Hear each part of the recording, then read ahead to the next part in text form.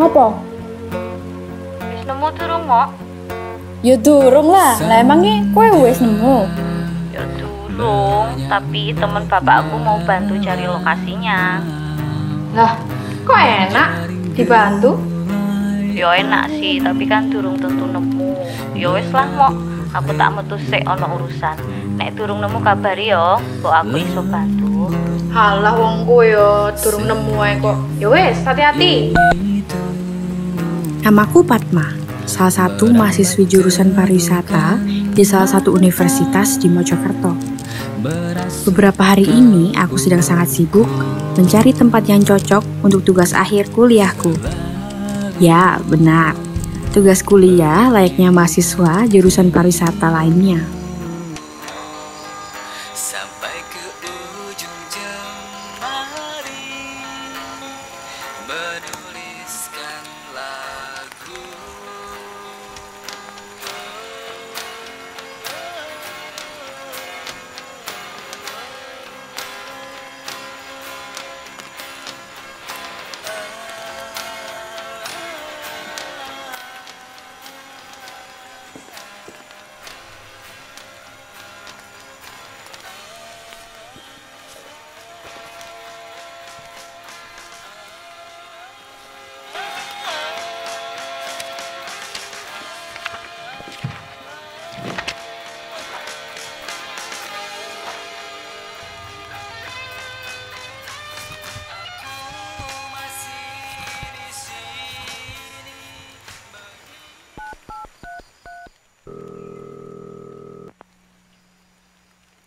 Halo, assalamualaikum Bu. Waalaikumsalam, Dek. Ada apa ya? Ini Bu lagi ada acara loh. Walah, ngapunten Bu. Padma mau nanya. Itu loh foto-foto yang ada di buku The History of Java. Itu punya siapa ya Bu? Oh, foto-foto itu. Itu punya Mbah Buyutmu. Apa Ibu belum pernah cerita ya? Belum pernah sih Bu. Itu foto pas Mbah Buyut masih muda. Mbah Buyutmu kan dulu lahir di Dieng. Dieng? Lah, kamu belum tahu Dieng? Dieng itu sudah sangat terkenal. Itu dataran tingginya sangat bagus. Ada peninggalan cagar budaya, ada tempat wisatanya yang sangat indah, dan sangat berkembang seni budaya di sana. Kayaknya cocok untuk penelitianmu loh, Dek. Coba kamu ke sana. Hari ini, aku menemukan banyak hal yang selama ini belum aku ketahui. Salah satunya adalah tentang kakek buyutku. Fakta bahwa dulunya kakek buyutku adalah orang Dieng. Entah kenapa, semua itu seketika membuat rasa penasaranku muncul tiba-tiba. Rasanya, aku sangat ingin tahu tentang kakek buyutku dan Dieng. Ditambah, ibuku juga bilang bahwa Dieng adalah tempat yang indah, dengan banyak cagar budaya dan alam yang menawan. Oleh karena itu, aku putuskan untuk memesan sebuah paket wisata untuk 2 hari di Dieng. Kupikir, selain untuk melengkapi tugas kuliahku, aku juga ingin tahu bagaimana rupa, budaya, dan keindahan tempat di mana kakek buyutku dulu lahir dan dibesarkan. Sebuah wilayah di Banjarnegara dengan cagar budaya dan sejarah yang luar biasa. Dieng, Banjarnegara.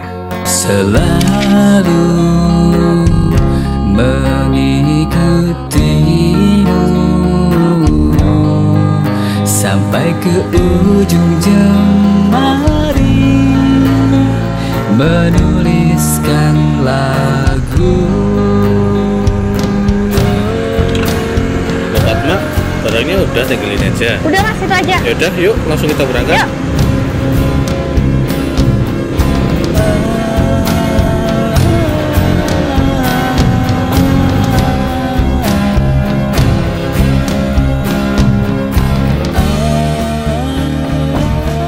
Oke, udah siap Pak Fatma? Udah siap Mas. Oke, berangkat. Berangkat.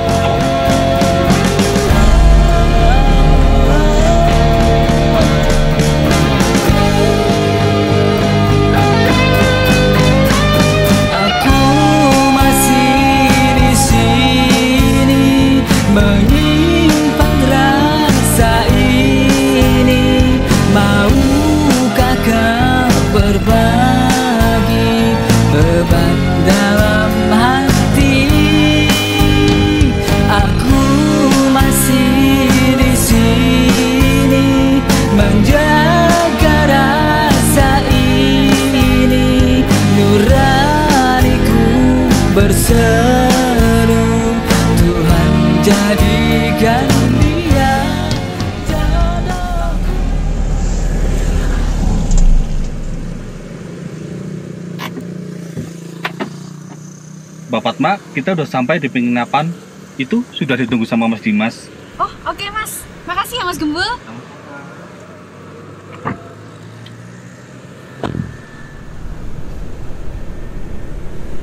Mbak Fatma ya?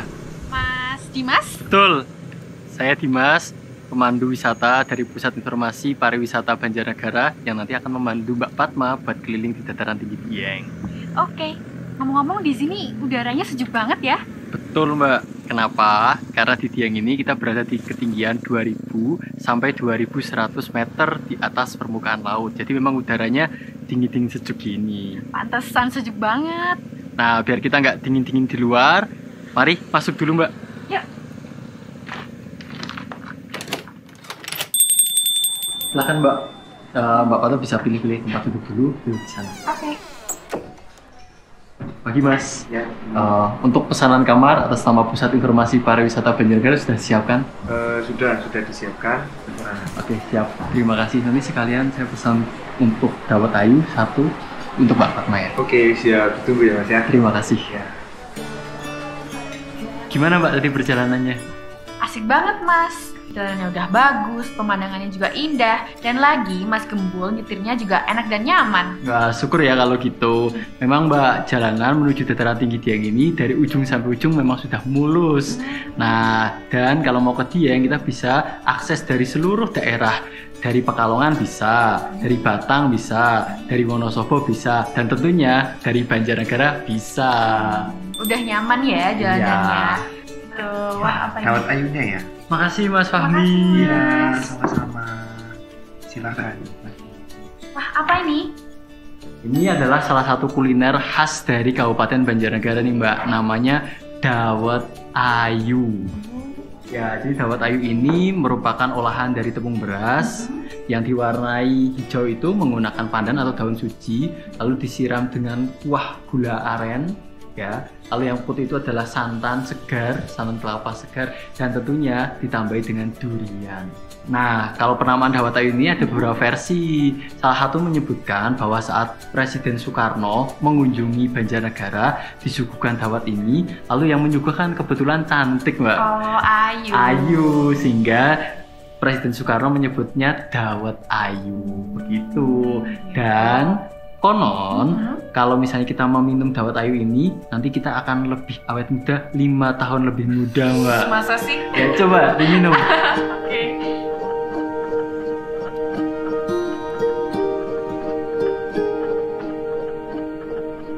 Nih Mas, aku punya beberapa foto lama, tapi aku tuh nggak tahu ini foto-foto apa. Nah. Kalau aku lihat-lihat, ini kayaknya beberapa ada potret dari Dieng tempo dulu deh, Mbak. Berarti firasatku bener nih. Ini foto-foto Dieng di masa lalu ya? Ya, kalau kita lihat, ini ada beberapa foto, kayaknya ada di Kompleks Candi Arjuna. Terus juga ada beberapa foto dari mirip kawah yang ada di Dieng. Kalau ini foto apa Mas? Nah, ini kebetulan merupakan foto dari pedagang dawet ayu. Ini yang di sebelah kanan, ini ada wayang Semar. Lalu ini juga ada wayang Gareng. Nah, Semar sama Gareng ini diletakkan di pikulan dawet ayu punya maksud loh, Mbak. Apa tuh? Nah, jadi Semar Gareng berarti eseme musim mareng atau senyuman di musim kemarau. Menarik sih. Kalau ini foto apa? Nah, ini kalau dilihat-lihat seperti foto dari Sumur Jalatunda deh, Mbak. Sumur Jalatunda bukannya yang mau kita kunjungin? Betul, iya. Ini salah satu destinasi yang nanti kita akan kunjungi nih, Mbak. Oke. Nah, biar nggak berlama-lama dan nggak penasaran, gimana kalau kita langsung ke sana? Yuk. Mari. Oke.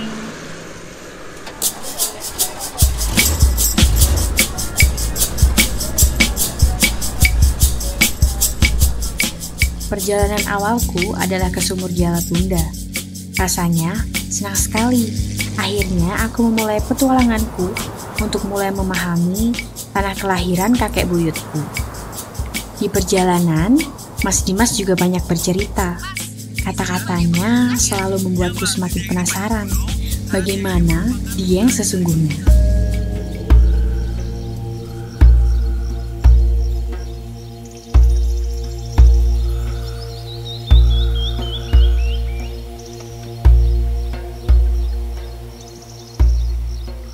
Nah Mbak, kita sekarang sudah sampai di Sumur Jalatunda.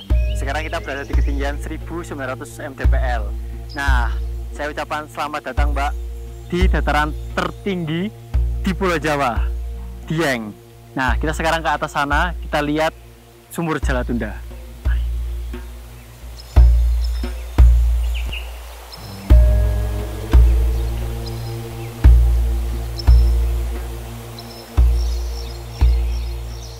Wah, luas banget ya Mas. Ya Mbak. Ini sumur kayak gini, diameternya berapa kira-kira? Diameter dari sumur ini sekitar 90 sampai 100 meter Mbak. Nah kalau kedalamannya? Untuk kedalaman sendiri diperkirakan sampai ratusan meter nih Mbak. Karena merupakan sumur kepundaan alami. Tapi ini merupakan sumur raksasa terbesar di Jawa Mbak. Nah kalau nama Sumur Jalatunda sendiri itu? Nah kalau Sumur Jalatunda ini penamaannya ini berdasarkan cerita pewayangan Mbak. Konon Sumur Jalatunda ini adalah tempat lahirnya Raden Ontorejo Mbak. Raden Ontorejo ini adalah putra dari Raden Werkudara atau Bima dengan pernikahannya dengan Dewi Nagagini. Nah Dewi Nagagini ini adalah putri dari Begawan atau Betara Antaboga. Nah Betara Antaboga ini diceritakan wujudnya adalah ular raksasa Mbak. Sehingga masyarakat juga percaya yang menjaga sumur ini adalah wujudnya adalah ular raksasa yaitu Betara Antaboga ini Mbak. Mas, coba lihat fotoku. Masih sama ya? Ya, kemungkinan sumur ini memang tidak mengalami banyak perubahan dari foto ini diambil Mbak. Ngomong-ngomong juga, di sumur ini ada mitos yang menarik loh Mbak. Oh iya, apa ya, itu? Masyarakat percaya kalau kita melempar batu dan kita bisa mengenai ujung dari sumur ini, maka permintaan kita akan tidak tertunda-tunda. Seperti namanya, Jalatunda. Bapak Mama mau coba? Mau. Ini aku udah bawain batu. Bapak Mama coba untuk melempar batunya ya. Oke, aku coba ya. Ambil. Ya. 1, 2, 3. Ya, sayang banget nggak sampai. Ya Mbak, memang di sini tuh jarang ya yang bisa sampai Mbak. Oh, ya emang luas banget sih ya Iya, sumurnya. karena sumurnya luas, juga ditambah dengan mungkin gravitasi yang ada di dalam sumur ini ya, sehingga memang jarang orang yang sampai nih Mbak. Nah, udah puas untuk menikmati parona alam di sini? Puas? Kita lanjut ke destinasi selanjutnya. Oke. Kita selanjutnya akan ke salah satu geoset juga yang ada di Dieng Mbak. Namanya Kawah Candra di Muka. Kawah Candra di Muka. Ya. Kita lanjut sekarang. Lanjut. Mari. Hati-hati turunnya.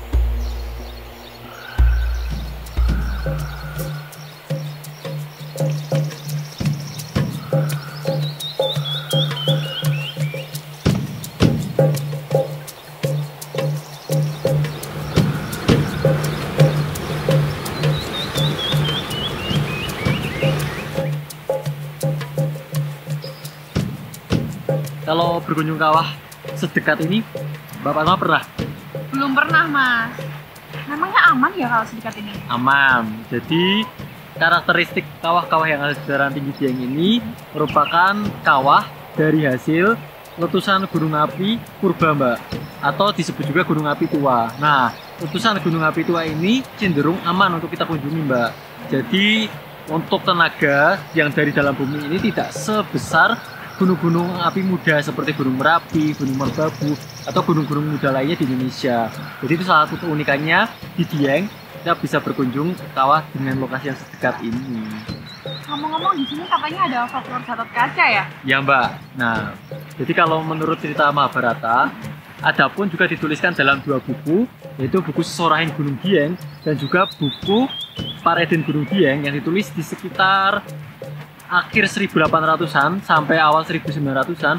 Itu menceritakan tentang cerita Gatot Kaca Mbak, di mana saat Gatot Kaca ini lahir, dia ini berwujud setengah raksasa karena ibunya sendiri adalah seorang raksasi yaitu Dewi Arimbi. Nah, dari situ maka bayi Gatot Kaca ini dibawa oleh Eyang Semar atau oleh tokoh Semar ini dimasukkan ke dalam Kawah Candra di Muka ini. Fungsinya apa? Untuk melebur segala sifat-sifat keraksasaannya. Nah, agar kawahnya ini tidak dingin, maka oleh Eyang Semar ditungguin, dibuat air yang ada di kawah ini tidak panas.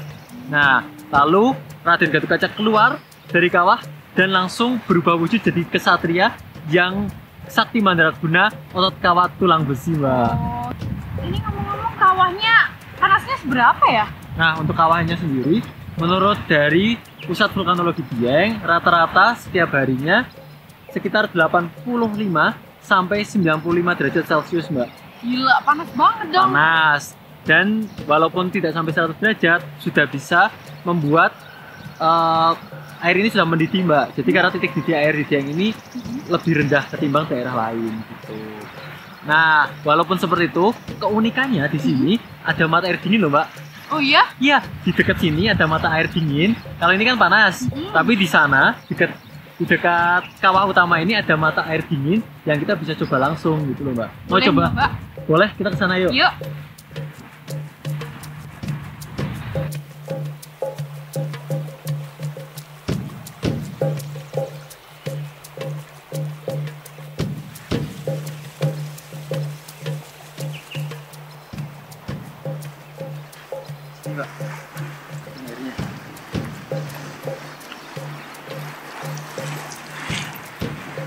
Gimana?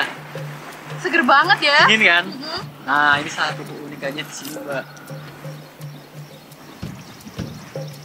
Nah, ini namanya mata air Tuk Adem Semar. Tuk itu berarti mata air, adem itu berarti dingin, dan Semar itu tokoh Semar sendiri. Kenapa seperti itu? Karena seperti ceritanya tadi, Pak, di cerita Mahabharata, bahwa agar Raden Gatot Kaca tidak merasakan panasnya kawah, maka oleh Eyang Semar dijaga supaya kawah ini terasa dingin. Makanya mata airnya disebut Tuk Adem Semar, air yang dingin dari Eyang Semar. Tuh. Mas Dimas, aku foto-foto dulu ya. Boleh, boleh.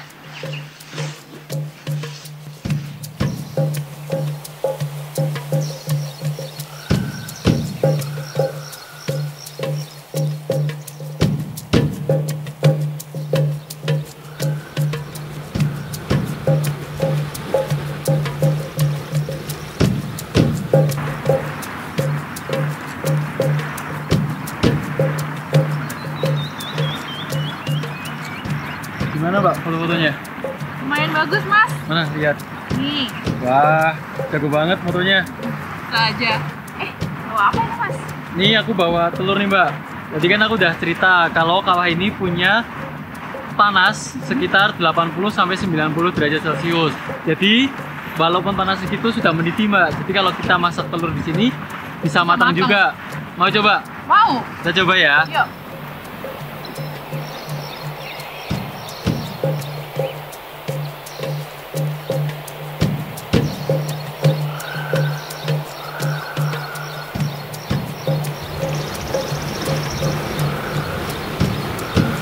Ini, Mbak, kayaknya udah matang dari ini. Diangkat yuk. Oh, jadi Mbak, panas. Masih panas sih, Mbak. Gimana kalau kita makan telurnya ini di telaga, Mbak? Emangnya ada? Ada telaga di atas, namanya Telaga Dringo nih, Mbak. Oh, yuk. Yuk kita ke sana. Hati-hati, Mbak.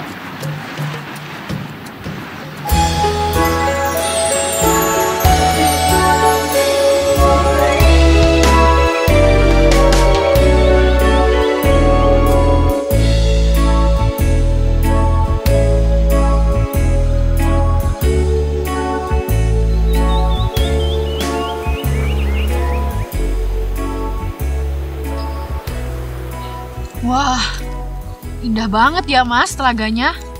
Iya, Mbak. Ini salah satu telaga terindah di dataran tinggi Dieng nih, Mbak.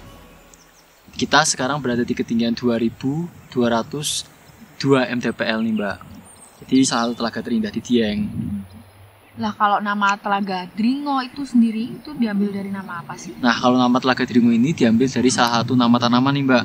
Jadi tanaman Dringo ini dahulunya itu tumbuh di sekitaran Telaga Dringo dan konon bisa menyembuhkan demam, Mbak. Nah, di masyarakat di desa Pekasiran kadang kalau ada yang demam, mereka naik ke gunung, ke telaga ini, terus mereka mengambil tanaman Dringo, Mbak. Nah, dulu tanaman Dringo ini tumbuh di sekitar telaga ini dan hampir memenuhi seluruh telaga. Makanya telaga ini dinamakan Telaga Dringo dan tercatat di buku milik penjelajah Belanda. Salah satunya adalah buku milik Jung Hoon yang dirilis tahun 1899. 1845.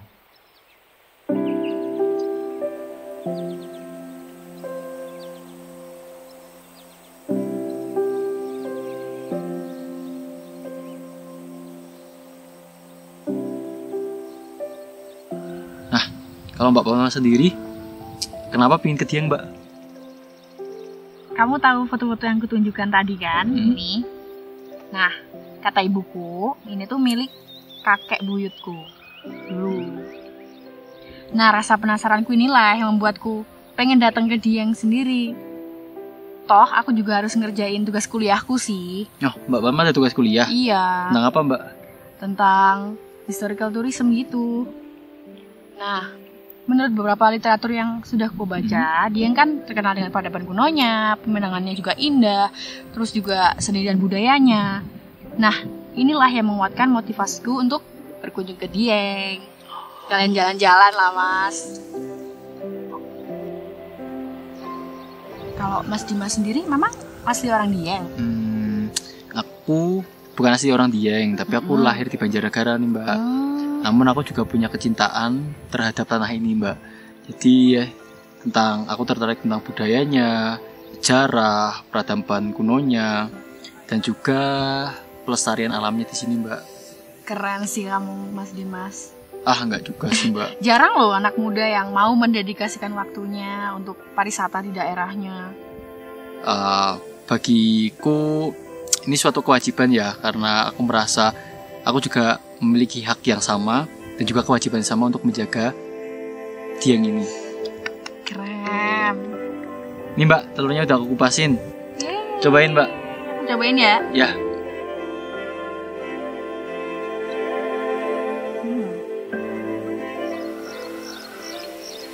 Menurutku, Mas Dimas adalah orang yang baik.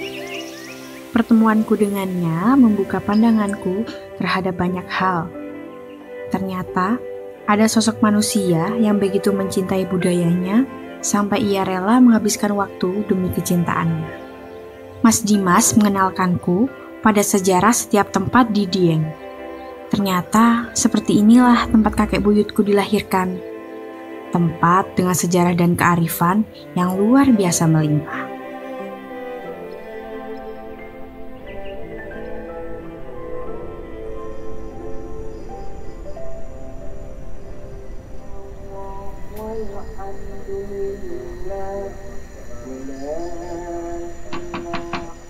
Turun. Mas Dimas. Nggih, Pak. Sehat. Pangestunipun. Monggo. Lewat, Mas. Masuk. Sehat. Monggo. Monggo Mas Dimas, monggo. Sewu. Monggo, Pak. Ada Mas Dimas, Pak. Kok bawa cewek ya, Dim? Siapa? Ini namanya Mbak Fatma, Mak. Fatma, Ibu.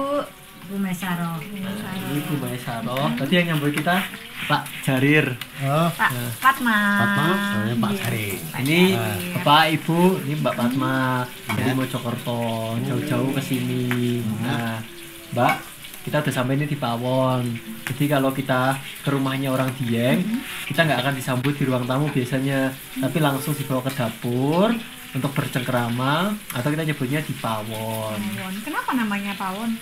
Nah, nama Pawon ini sendiri berasal dari kata awu.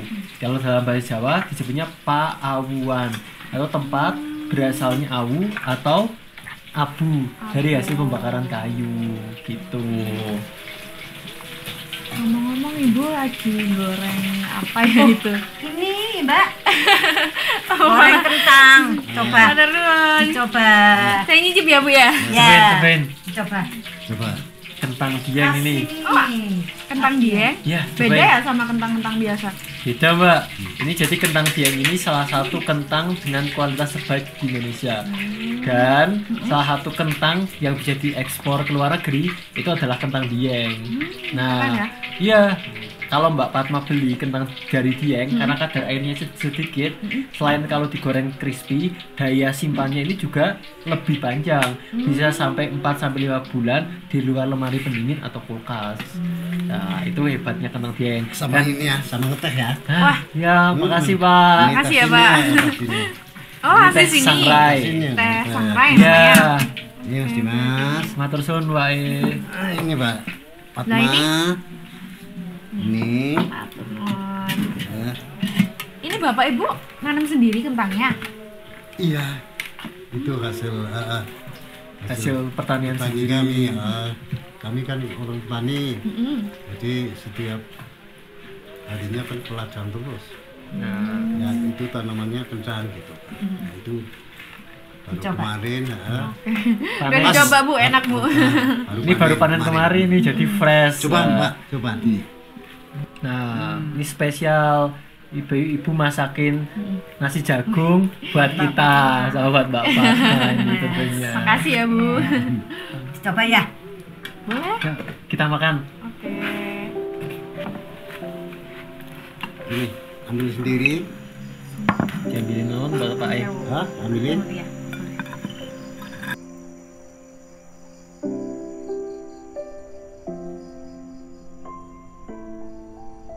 Alhamdulillah Pak Bu, terima kasih ya atas makan malamnya. Ya. Masakan Ibu semuanya enak-enak loh. Makasih juga. Ya. Cuman apa adanya itu. Bisa aja Bapak. Iya. Ngomong-ngomong saya tuh punya foto. Kayaknya tuh foto masyarakat Dieng zaman dulu sih. Yang ini. Coba lihat. Ini nih Pak. Ini Mbak Mah, saya dulu ini. Oh iya. Nah, orang Dieng itu. Betul, Ini coba itu. lihat.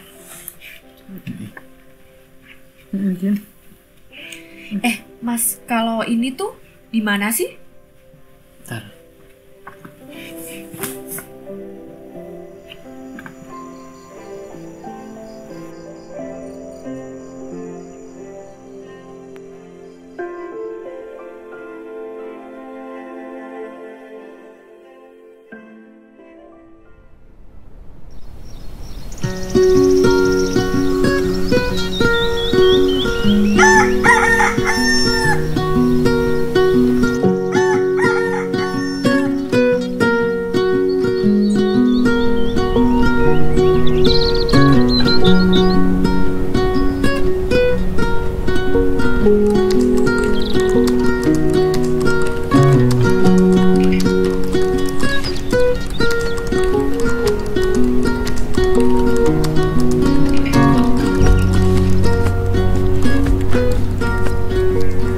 Pagi Mbak Fatma.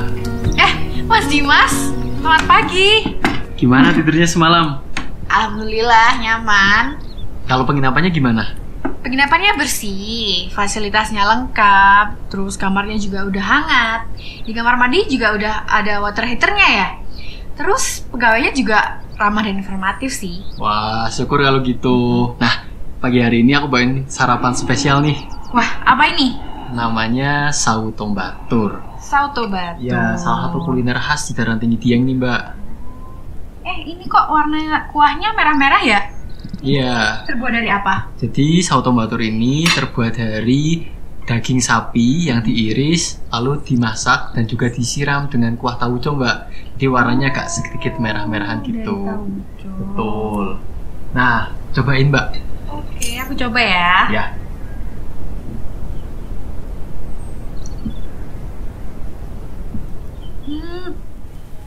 Seger banget ya kuahnya. Cocok banget nih dimakan di cuaca dingin kayak gini. Betul, Mbak. Karena salah satu kuliner unggulan di Dieng. Nah, kenapa ada tauconya? Jadi di masyarakat Dataran Tinggi Dieng ini dulunya ada pemukiman masyarakat Tionghoa, Mbak. Nah, karena ada masyarakat Tionghoa ini yang bermukim di sekitaran Batur, salah satu wilayah di Dataran Tinggi Dieng, maka masyarakat di sini juga mengolah masakannya ini sedikit tercampur atau terbaur dengan budaya Tionghoa, Mbak. Salah satunya adalah tauco ini. Mbak, aku boleh lihat foto-foto yang kemarin Mbak Fatma tunjukin ke aku nggak? Oh iya, boleh-boleh. Ini.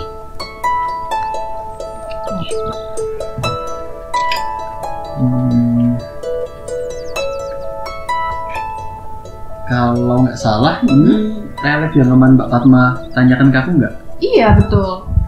Nah, kalau dilihat-lihat, ini reliefnya ada di Kompleks Candi Arjuna, Mbak. Oh, destinasi yang kita kunjungin hari ini? Betul, Mbak. Nah, mungkin kalau Mbak Fatma udah selesai sarapan, udah selesai beres-beres, nanti kita langsung menuju ke lokasi gimana? Oke, siap. Siap, aku tunggu di depan ya, Mbak. Siap. Siap. Silahkan dinikmati, Mbak. Oke, makasih.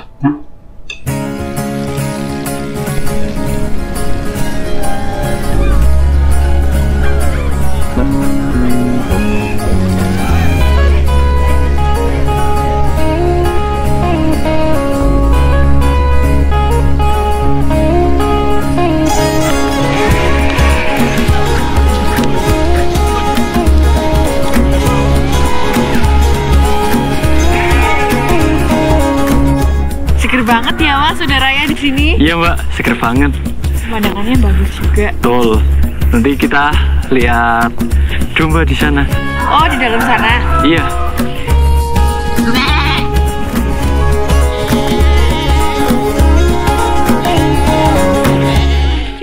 Assalamualaikum Pak Anis. Waalaikumsalam. Monggo. Pinara. Anis. Pak Anis, niki Mbak Fatma. Mbak Fatma Pak, dari Mojokerto. Ini Pak Anis Mbak, beliau ini peternak domba batur nih Mbak. Iya, gemes-gemes banget Pak. Lucu. Iya. Itu asli sini Pak? Asli sini dulu silangan domba merino. Oh, persilangan. Zamannya Pak Harto kan ada bantuan untuk domba, jantan merino terus disilangkan dengan domba lokal sini. Nah ini akhirnya sekarang menghasilkan yang domba-domba lucu itu. Lucu banget ya. Oh iya. Kalau daerah lain nggak ada, namanya ada ya dari sini. Jadi itu memang udah khas, udah paten. Pak, saya boleh izin main sama domba-dombanya? Silakan, monggo. Izin ya Pak? Ya boleh.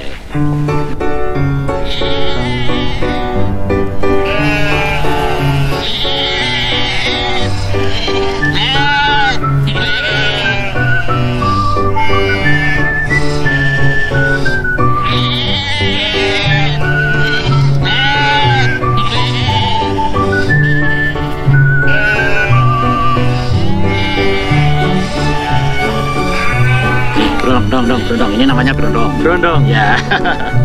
Berondong.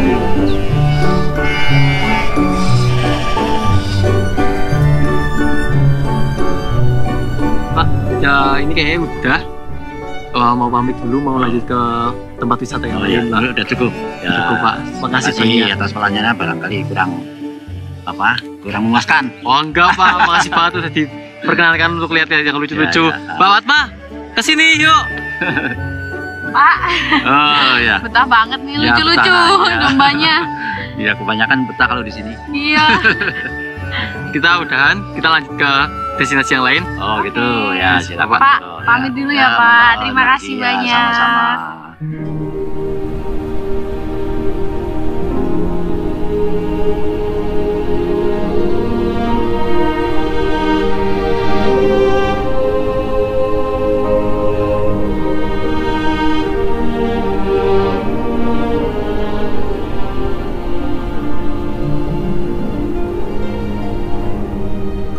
Nah Mbak, kita sekarang sudah berada di Kompleks Percandian Dieng nih. Nah sebelum kita memasuki area Kompleks Percandian, ada beberapa peraturan atau tata tertib yang perlu kita perhatikan nih. Selain menjaga kebersihan, menjaga keamanan bersama di area candi, dan yang paling penting adalah menjaga kesopanan dan juga nilai-nilai yang ada di area situs nih Mbak. Juga termasuk menjaga kesopanan dalam berpakaian. Nah, sebelum kita masuk area, aku mau ngajak Mbak Fatma buat gunain kain dulu nih Mbak. Kain apa itu? Nah, ini adalah kain batik. Kalau motifnya sendiri adalah motif Sidaluhur. Motif ini asli dari Banjarnegara, di mana si pemakainya juga mendapat doa agar diberikan keluhuran yang meningkat-tingkat gitu Mbak. Sebenarnya penggunaan kain batik atau kain di area situs ini juga ada kaitannya dengan menjaga kesopanan dan juga nilai-nilai yang ada di situsnya. Kalau dulu kain ini digunakan untuk para peziarah yang memasuki area candi saat mereka sebelum melakukan ibadah. Biasanya untuk menutup bagian betis. Nah, tapi untuk saat ini kita ambil nilainya ini Mbak, nilai dari pemakaian kain ini sebagai nilai toleransi juga, menghormati adat istiadat yang berlaku di area situs. Termasuk saat kita berada di area situs nanti dilarang untuk menaiki candi, atau saat kita naik atau memasuki area candi kita juga melepas alas kaki sebagai bentuk toleransi kita terhadap saudara-saudara kita yang Hindu yang masih menggunakan area candi ini sebagai tempat beribadah seperti itu. Kita pakai kainnya dulu ya Mbak. Yuk. Oke Mbak, maaf ya aku pakaikan kainnya ya. Nah, ini motif batik Sidaluhur Mbak. Motif batik Sidaluhur ini salah satu motif klasik dari Gumelem Banjarnegara. Jadi memang motif batik khas ini. Nah, kalau lipatan yang di depan ini namanya wiru. Ya, berarti wiwirane aja ngasih keliru, atau segala tindak laku kita atau ya perilaku kita jangan sampai keliru.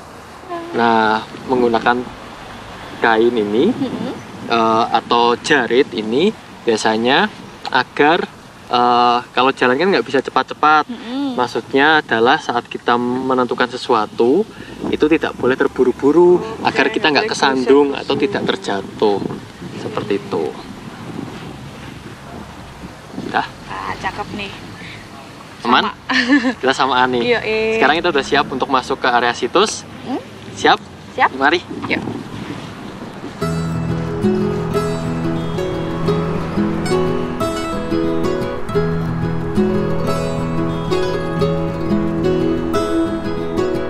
Nah ini Mbak, kompleks Candi Arjuna nih.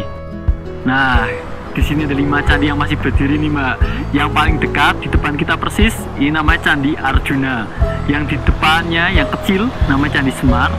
Lalu yang belum ada atapnya di tengah nama Candi Sri Kandi. Yang paling tinggi nama Candi Puntadewa, dan yang paling ujung nama Candi Sembadra. Gitu. Kita ke sana ya Mbak. Mari.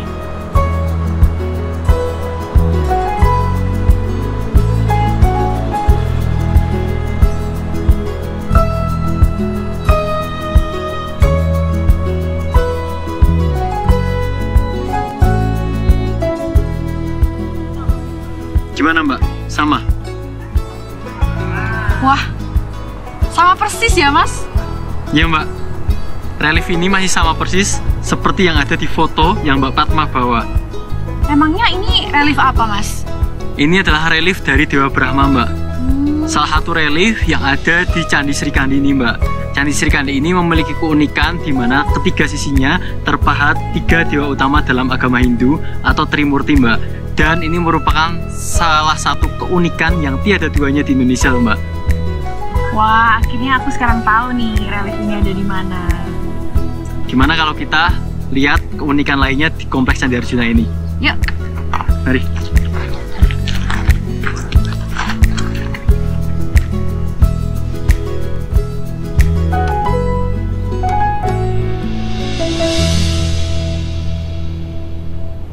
Gimana Mbak? Kompleks candinya? Keren banget. Jadi kayak nampak tilas ke masa lalu. Iya, gitu. Tuh salah satu kompleks candi yang tertua. Ngomong-ngomong, bener sih kata Mas Dimas. Arsitekturnya mirip yang ada di India ya? Iya, jadi kalau kita perhatiin lagi di Candi Arjuna sana, itu yang paling ketara.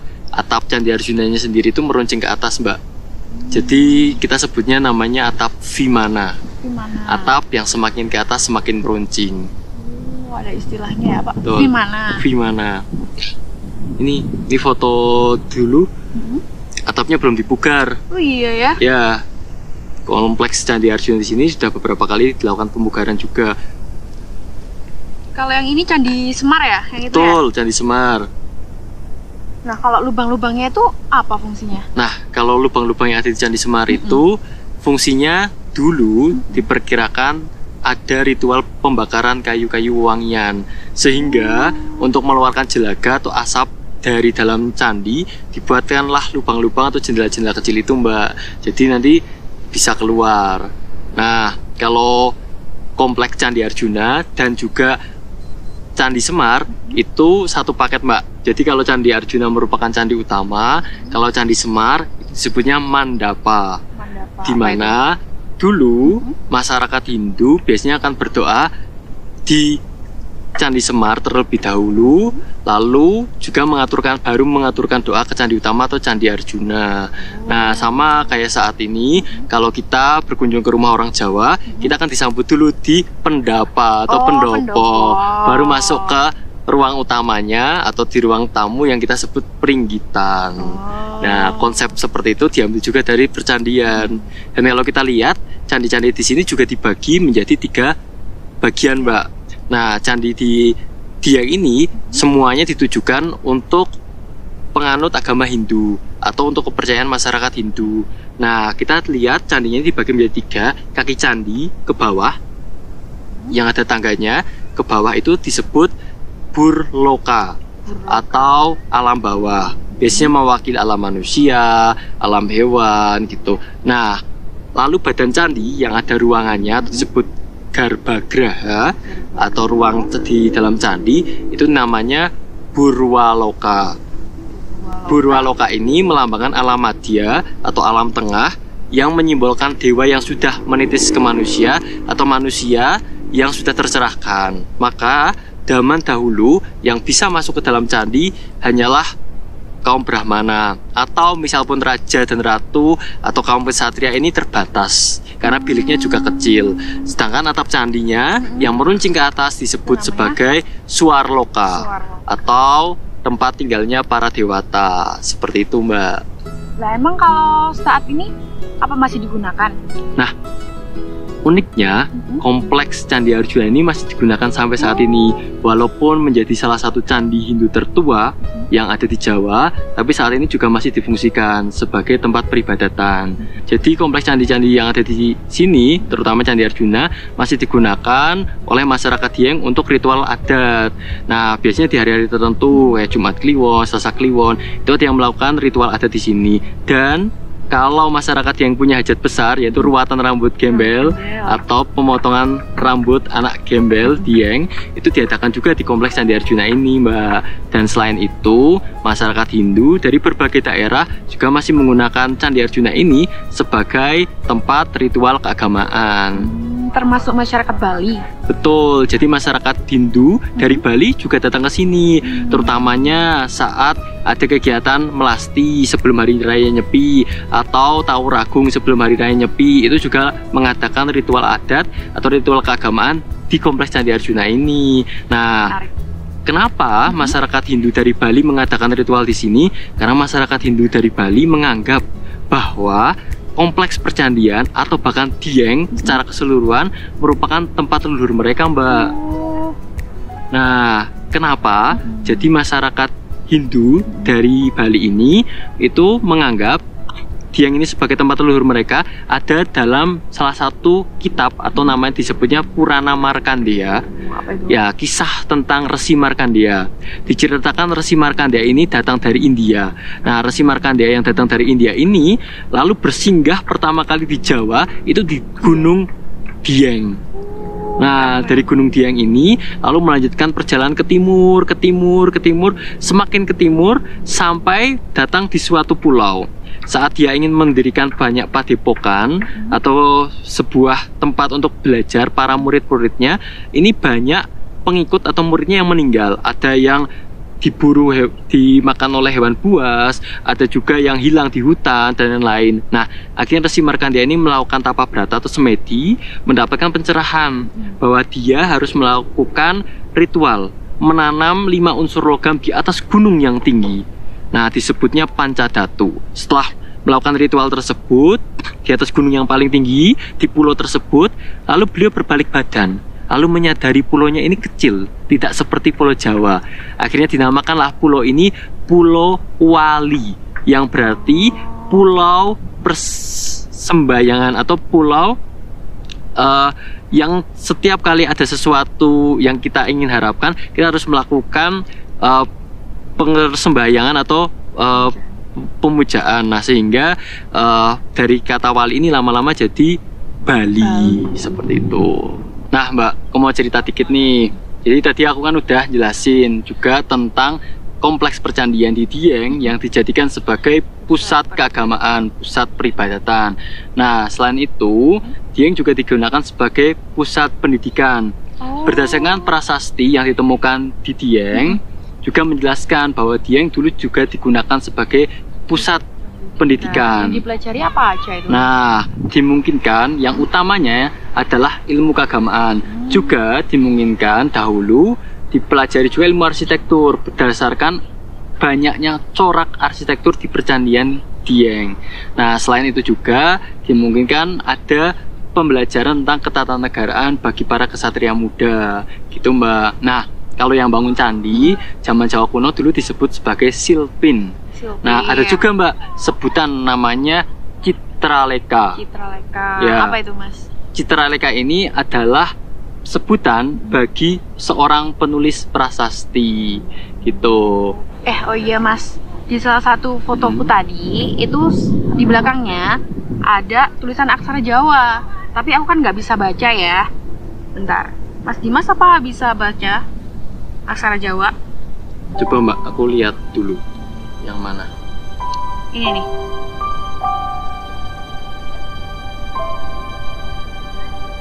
Ini bacanya Kepanggihe Sigaraning Nyawaku Dieng 1930. Apa itu artinya?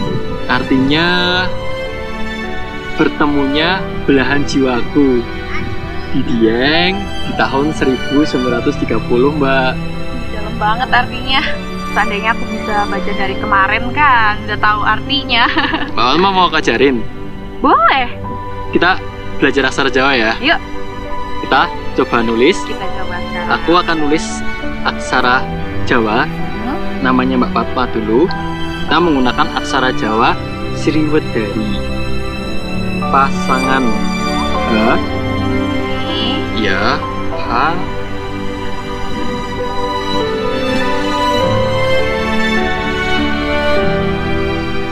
Ini buat aku nih. Ya, sebagai cenderamata dari Dieng. Terima kasih. Nah, kalau yang melingkar ini artinya apa, Mas? Artinya rahasia. Tapi kalau tulisan ini yang melingkar digabung dengan namanya Mbak Fatma, artinya akan sangatlah indah. Waduh, jadi penasaran nih aku. Ini langsung buat aku nih. Ya, sebagai cenderamata dari Dieng. Oke, terima kasih. Aku bawa ya. Siap. Mas, ngomong-ngomong, Dieng kan terkenal sama ritual adatnya. Nah, di sini tuh ada pemangku adat gitu nggak sih? Nah, pastinya ada. Karena setiap ritual adat atau ritual kebudayaan yang ada di Dieng selalu dipimpin oleh pemangku adat. Mau ketemu Mbak Fatma? Boleh. Nanti kita datengin simbahnya nih. Kayaknya simbahnya lagi sembahyang di candi. Oke. Boleh? Mari kita ke sana.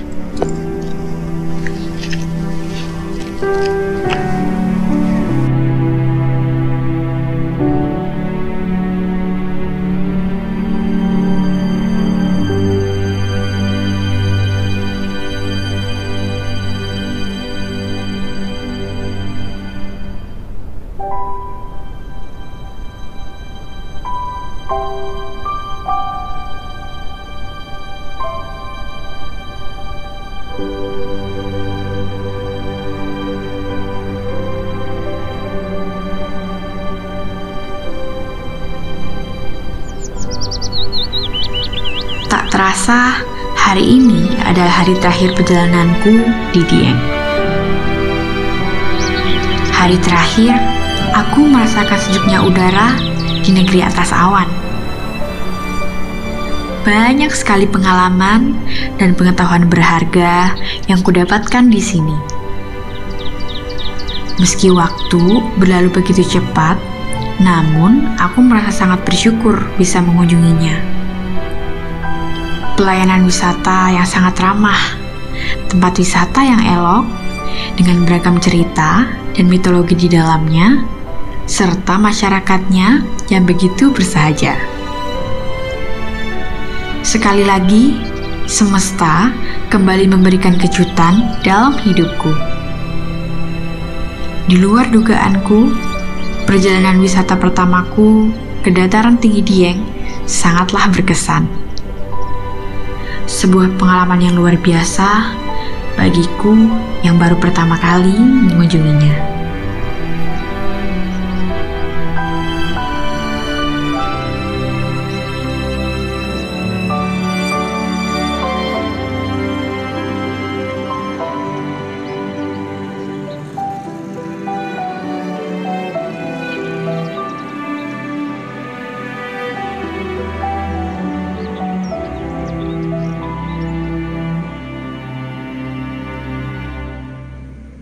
Mbak, Mas. maaf ya, sedikit menunggu. Ini aku tadi ambil beberapa oleh-oleh nih khas dari dataran tinggi Dieng buat dibawa Mbak Fatma pulang. Terima kasih banyak. Wah, banyak banget. Ini apa aja, Mas? Ini ada komoditas pertanian unggulan di Dieng, ada kentang, ada beberapa jenis kentang nih Mbak. Ada kentang kuning, kentang ungu, dan juga kentang merah nih. Seperti yang kemarin Mbak Fatma cicipin di Pawon. Ada juga terong Belanda nih Mbak, terong yang nutrisinya ini bagus buat jantung. Ada juga cabai Dieng yang kemarin sambelnya udah teruji enak ya. Ada satu lagi olahan karika, satu buah khas dari dataran tinggi Dieng, dan satu lagi ada keripik kentang untuk menemani perjalanan Mbak Fatma pulang nanti. Oke, makasih. Sama-sama. Ini keranjangnya lucu juga. Ini asli buatan sini. Iya Mbak, ini kebetulan adalah salah satu produk unggulan di Banjarnegara juga. Jadi keranjang-keranjang bambu seperti ini diproduksi di Sentral Bambu Mandiraja, di mana produk-produk dari kerajinan bambu ini juga sudah bisa diekspor ke luar negeri juga Mbak. Oke, ini saya terima ya. Mas Gembul, tunggu Mas Gembul, kita kesana mari Mbak, tasnya aku bawain. Terima kasih.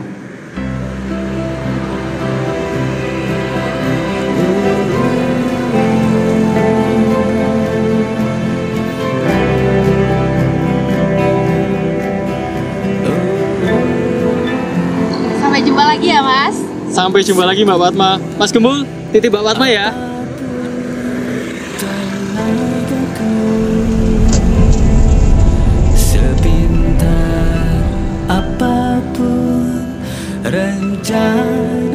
Hari ini aku mendapatkan 3 oleh-oleh yang luar biasa.